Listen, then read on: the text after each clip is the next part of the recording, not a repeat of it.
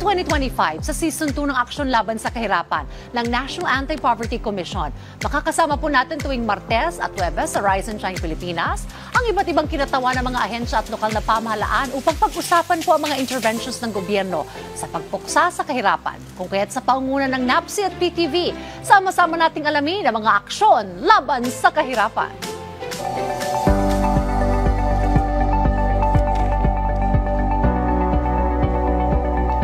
At sa ating bagong season, tututukan po natin ang convergence o ang pagsasama-sama ng mga programa at stakeholders sa patuloy na pagpapaunlad ng mga komunidad at pamayanan. At kaugnay niyan, makakakwentuhan po natin ngayong umaga si Sir Nazario Vergara, ang Information and Fisherfolk Coordination Unit Chief ng Bureau of Fisheries and Aquatic Resources upang pag-usapan kung paano nagko-converge ang mga ahensya at partners ng pamahalaan para sa ikaunlad ng sektor ng mga mangsa. Sir Nazar, good morning and welcome po sa Aksyon Laban sa Kahirapan. Yes, magandang umaga, Dayan. Isang mapagpalayang umaga sa kahirapan para sa ating mga tagapanood dito sa ating programa. Alright, so mag-focus tayo ngayon sa sektor ng mga mangingisda. Well, sila ay malaking ambag talaga nila pagdating sa food security. But then again, the sad news is that sila pa rin ang isa sa mga pinakamahirap na sektor. Ano po kaya ang dahilan nito, Sir Nazar, at ano yung mga interventions na ginagawa po ng pamahalaan, particular po ng BFAR? Yes, tumpak yan, Dayan, yung sinabi mo na sa kabila ng katotohanan na malaki ang ambag ng ating mga mangingisda pagdating sa seguridad ng pagkain. No? Pero kabaliktaran, isang katotohanan na mataas pa rin ang insidente ng kahirapan sa sektor ng mga mangingisda. Isa sa mga dahilan kung bakit mayroon pa rin na insidente sa kahirapan sa sektor ng mga mangingisda ay yung primarily yung isang dahilan ay ang illegal at mapanirang uri ng pangingisda, no? Kasi pagkapatuloy na nangyayari ang illegal, unreported, unregulated fishing, so nagdi-decline ang ating production, nasisira ang ating kalikasan at magreresulta ito sa pagkunti ng huli ng ating mga mangingisda at syempre pagkunti na ang kanilang huli ay talaga magreresulta ito sa kahirapan, ano? And then of course isa sa mga dahilan din kung bakit patuloy na may insidente ng kahirapan ay yung tinatawag natin na hindi nila nakukuha yung real value ng kanilang produce due to post-harvest losses, no? At ito ang mga issue na dapat tutukan at tinututukan ng pamahalaan, no? Lalo na doon sa illegal, unreported, unregulated fishing. Diyan pumapasok ang policy side pagdating sa national government through the DABFAR. Nagsusulong tayo ng mga polisiya, for example, yung hulbot-hulbot, isang uri ito ng mapanirang method ng pangingisda na before hindi ito bawal pero with the effort of the government, bawal na ito yung Danish seine, yung hulbot-hulbot. And isa lamang po ito sa mga halimbawa ng ginagawa natin. And of course, we need also to resort to technology pagdating sa pag-address ng illegal fishing. May tinatawag kami ngayon yung IFIT, itong IUU Fishing Index and Threat Assessment Tool.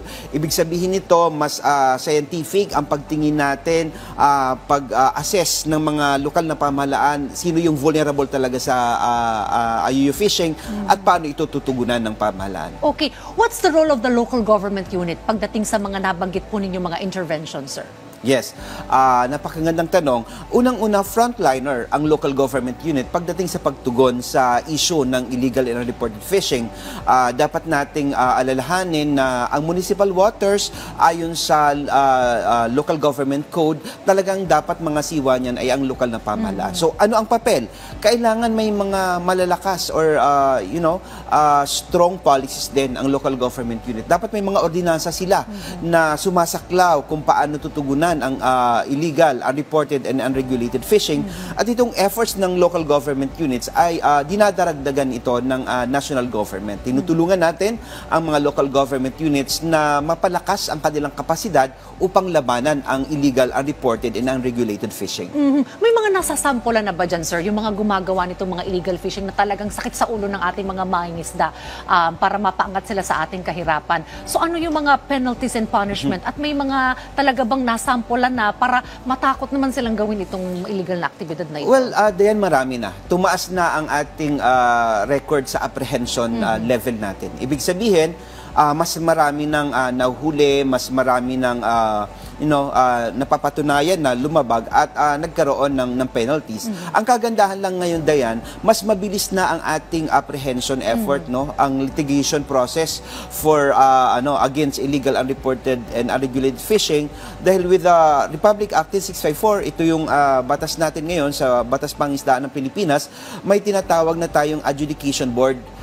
Ito isang quasi-judicial body sa ilalim ng DEB-FAR na siyang naglilitis na mas mabilisan pagdating doon sa administrative side or administrative penalties ng ating mga lumalabag dito sa Batas Pangisdaan ng Pilipinas. So compared before na medyo masasabi natin hindi ganong kabilis ang pag-apprehend, ang pag-resolve ng kaso ng illegal, unreported and unregulated fishing, but with this adjudication board committee na siyang nangangasiwa doon sa paglitis ng mga paglabag sa Batas Pangisdaan ng Pilipinas on the administrative side, ay napabilis natin ang apprehension efforts natin. Okay. Pagdating naman sa pagpapaangat ng kita ng ating mga mangisda, paano po natin sila natutulungan para mapataas yung kanilang produksyon at masiguro na kanilang harvest ay talagang mapapadala sa mga pamilihan at sila ay kikita sa kanilang ginagawa pong trabaho, sir? Yes. Holistic ang ginagawang efforts ng DEB-FAR para ma-address natin yung sinasabi nating low income nung mga mangingisda natin. Unang-una diyan, dahil nabanggit natin kanina, karamihan sa mga fishing grounds natin, and that is being supported by science, ay nagpapakita talaga ng senyales na ng overfishing. And we need to do something about it, no? At isa sa pamamaraan na gagawin natin, ang ginagawa natin diyan ay yung alternatibo na pwedeng mapagkuhanan ng ating mga mangisda. Saan natin sila dadalhin? Dito pumapasok yung aquaculture. Dinaragdagan ng pamahalaan ngayon sa pamamagitan ng BFAR yung ating mga mariculture parks. So ibig sabihin, ito yung mga palaisdaan po ito sa dagat. So parang pansamantala nating binibigyan sila ng paraan na iwasan muna yung capture fishing at dito sila sa aquaculture. So that's why we're really pushing for the increase of mariculture parks, yung mga fish cages natin sa ating mga karagatan.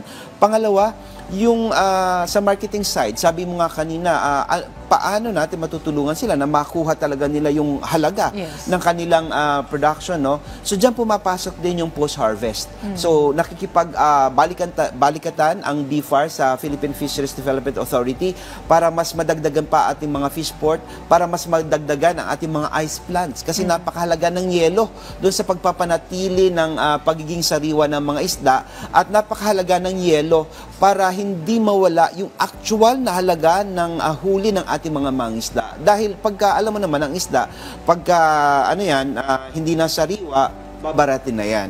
So, kailangan nandun yung intervention ng post-harvest. And siguro, isa pa na primary consideration para mas masiguro natin na kumikita ang ating mga mangisda, yung market linkage. Kailangan direkta natin silang i-link sa merkado para nawawala yung middlemen, no? Kumbaga, halimbawa, kung kikita ako ng 100 pesos, directly akong naka-link sa market, but because may nagkaroon ng middleman, baka 50 pesos na lang ang kitain ko sa isang kilo ng isda, no? Halimbawa lamang. So, anong gagawin ng pamahalaan at ang ginagawa ng pamahalaan dyan, yung direct market linkage. Kaya nga meron tayong Kadiwa ng Pangulo. Napakahalagang programang ito dahil dito sa Kadiwa ng Pangulo, na ililink natin directly ang ating mga farmers and fisher folks sa market. So in such a way na wala ng middlemen, so yung buo ang kita ng ating mga magsasaka at mangingisda. They get the real value ng kanilang harvest. Alright, panghuli na labang, Sir Nazer. Let's talk about convergence. Sino-sino pang mga agencies at mga iba't ibang sektor pa ang katulong po ninyo para pumayangat po natin sa hirapan ng ating mga mangingisda, sir? Convergence, napakahalaga ng sinabi mo, no? Yung pagbabalikitan ng mga ahensya ng gobyerno. Dahil ang bawat ahensya ng gobyerno ay may distinct mandates na pagka talagang sineryoso natin ay makakatulong siya para iangat ang kabuhayan ng ating mga mangingisda. For example, napag-usapan natin yung value ng produce ng ating mga mangingisda. Kailangan may value adding doon sa produce ng ating farmers and fisherfolk. Diyan pumapasok yung DTI, di ba? So, yung pagpapaangat ng kalidad ng produkto ng ating mga mangingisda, fish processing. So, diyan branding, pumapasok ang DTI. And of course, nandyan din yung DSWD, pagdating naman doon sa mga frontline services, social services para sa ating mga mangisda. And then, marami pang ahensya na pwedeng makatulong, like Cooperative Development Authority of the Philippines, yung CDA. DOST rin, di ba? DOST, yes. Maraming mga ahensya ng gobyerno ang pwedeng tumulong.